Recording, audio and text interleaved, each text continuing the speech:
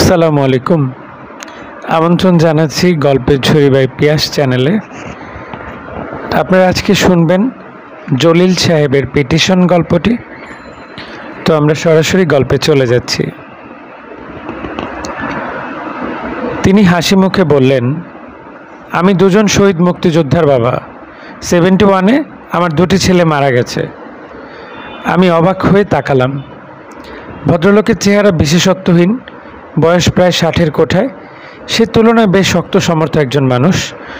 বসেছেন মেরুদণ্ড সোজা করে, চোখের দৃষ্টি তীক্ষ্ণ, চশমা টশমা নেই, তার মানে চোখে ভালোই দেখতে পান। আমি বললাম, আমার কাছে কি ব্যাপার? ভদ্রলোক যেভাবে বসেছিলেন সেভাবেই বসে রইলেন। সহজ সুরে বললেন, একজনের ডেড বডি পেয়েছিলাম, মালিবাগে কবর দিয়েছি। আমার ছোট মেয়ের বাড়ি আছে মালিবাগে। তাই নাকি? জি, মালিবাগ চৌধুরীপাড়া। আমার কাছে কেন এসেছেন? গল্পগুজব করতে আসলাম। নতুন এসেছেন এ পাড়ায়, খোঁজ খবর করা দরকার। আপনি আমার প্রতিবেশী। ভদ্রলোক হাসি মুখে বসে রইলেন। আমার সন্দেহ হলো তিনি হয়তো সত্যি সত্যি হাসছেন না, তার মুখটাই হাসি হাসি। ভদ্রলোক শান্ত স্বরে বললেন, আমি আপনার পাশের গলিতেই থাকি। তাই নাকি? জি। 13/2 বাসার সামনে একটা নারিকেল গাছ আছে, দেখেছেন তো? আমি দেখিনি, তবু মাথা নাড়লাম। ভদ্রলোকের চরিত্র স্পষ্ট হতে শুরু করেছে। সম্ভবত অবসর জীবনযাপন করছেন, কিছু করবার নেই। সময় কাটানোই বোধ হয় তার এখন একমাত্র সমস্যা, যার জন্য ছুটির দিনে প্রতিবেশী খুঁজতে হয়। আমার নাম আব্দুল জলিল। আমি নিজের নাম বলতে গেলাম, ভদ্রলোক বলতে দিলেন না। উঁচু গলায় বললেন, চিনি, আপনাকে চিনি। চা খাবেন? চায়ের কথা বলি? জি না, আমি চা খাই না, চা সিগারেট কিছুই খাই না। নেশার মধ্যে পান খাই। পান তো দিতে পারবো না, এখানে কেউ পান খায় না। পান আমার সঙ্গেই থাকে। ভদ্রলোক কাঁধের ঝোলাতে হাত ঢুকিয়ে পানের কৌটা বের করলেন। বেশ ভারী কৌটা। টিফিন ক্যারিয়ারের মতো 3-4টা আলাদা আলাদা বাটিও আছে। আমি একটা দীর্ঘশ্বাস গোপন করলাম। ভদ্রলোক লম্বা পরিকল্পনা নিয়ে এসেছেন। সারা সকালটা হয়তো এখানে কাটাবেন। নিজের ছেলের দুটি কথাই নিয়ে বেরিয়ে বলবেন। দুঃখ কষ্টের গল্প অন্যকে শোনাতে সবাই খুব পছন্দ করে। ভদ্রলোক একটু ঝুঁকে এসে বললেন, প্রফেসর সাহেব, আপনি একটা পান খাবেন? জি না। পান কিন্তু শরীরের জন্য ভালো, পিত্ত ঠান্ডা রাখে। যারা পান খায় তাদের পিত্তের দোষ হয় না।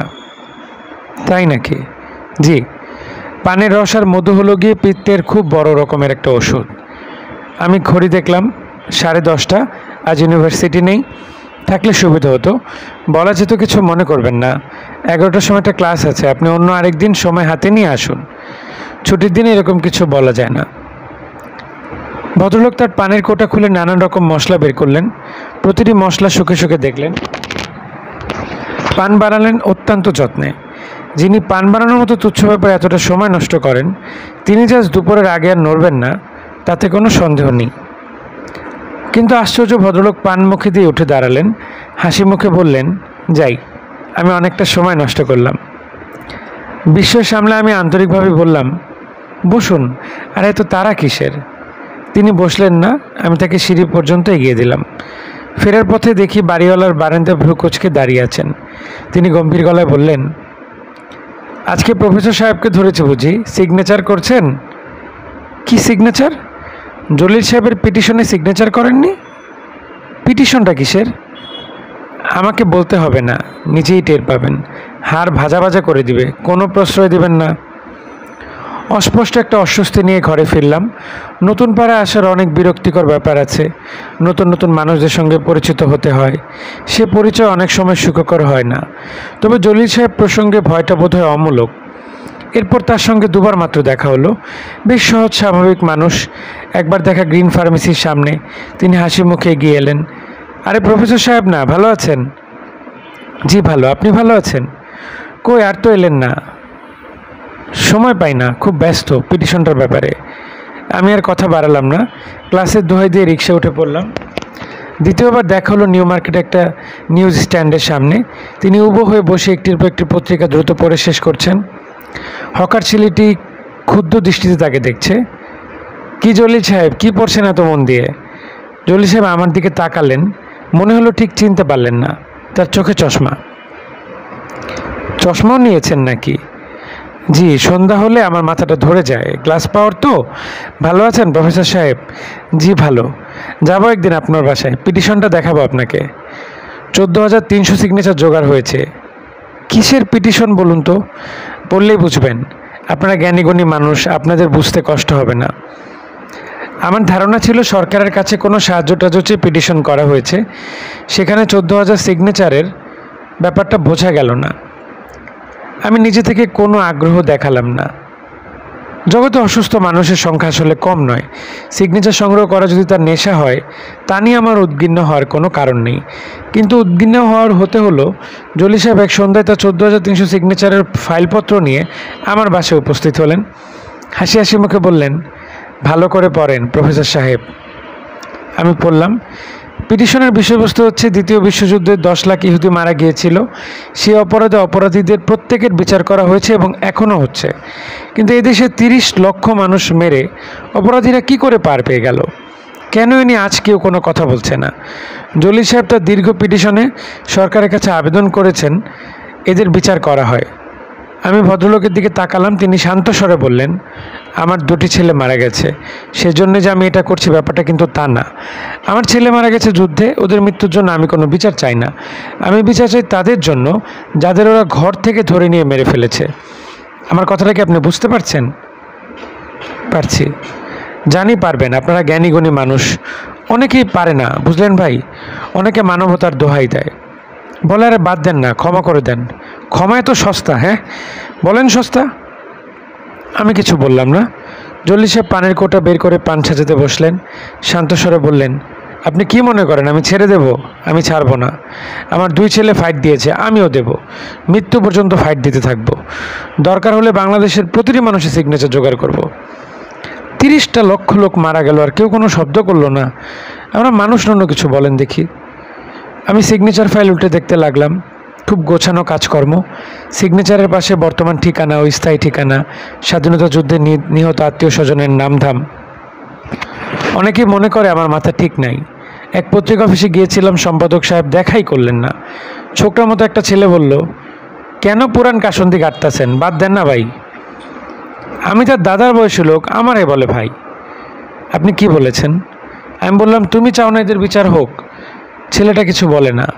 সরাসরি না বলার সাহস নাই তো। অথচ এইসব ছেলেরা কত সাহসের সঙ্গে যুদ্ধ করেছে, করে নাই? জি করেছে। আপনার বাড়িওয়ালার কথাটাই ধরেন না, তার এক শালাকে ঘর থেকে ধরে নিয়ে মেরে ফেলেছে।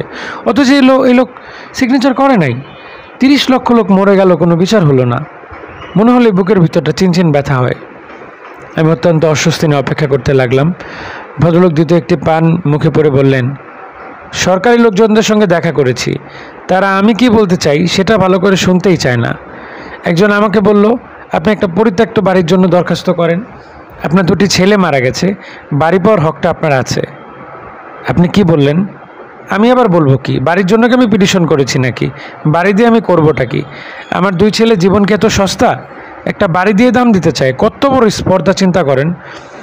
আমি চাই একটা বিচার হবে, বিচার চাই, আর কিছুই না। সভ্য সমাজের নিয়ম মতো বিচার হবে, বুঝলেন? জি বুঝলাম। আর আপনারা তো জ্ঞানীগুণী মানুষ, আপনাদের বুঝতে কষ্ট হয় না। অন্যরা বুঝতে চায় না।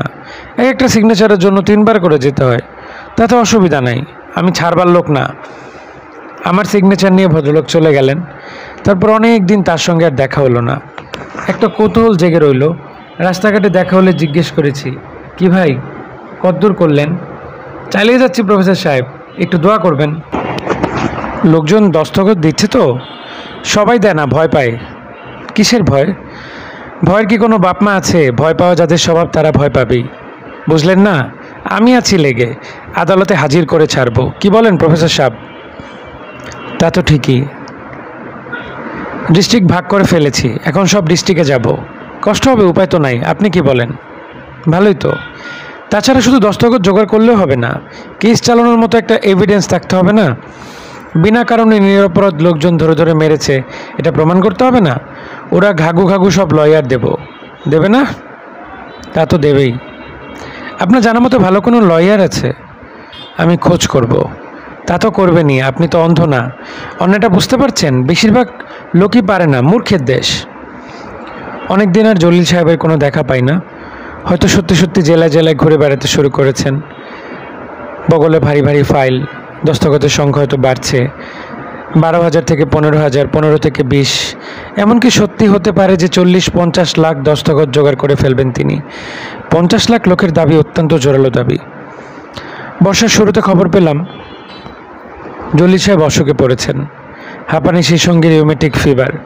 বাড়িওয়ালা বললেন, পাগল মানুষ, শরীরের যত্ন তো কোনোদিন করে নাই, এ যাত্রা মনে হয় না টিকবে। বলেন কি? হ্যাঁ, গ্রিন ফার্মেসির ডাক্তার সাহেব বললেন। আমি নিজেও গিয়েছিলাম দেখতে। অবস্থা কি খুব বেশি খারাপ? বর্ষাটা টেকে কিনা সন্দেহ। বলেন কি? খুবই খারাপ অবস্থা। বর্ষাটা অবশ্যই টিকে গেলেন। ফাইলপত্র বগলে নিয়ে আবার খুলতে বেরোলেন। আমার সঙ্গে দেখা হলো এক দুপুরে। আমি চিনতেই পারি না এমন অবস্থা। তিনি এগিয়ে এলেন। আরে প্রফেসর সাহেব না? আরে কী ব্যাপার ভাই, এ কী অবস্থা আপনার? বাঁচবো না বেশি দিন। না বাঁচলে চলবে? এত বড় একটা প্রজেক্ট হাতে নিয়েছেন। ওটার জন্যই টিকে আছি। সিগনেচার কত দূর জোগাড় হয়েছে?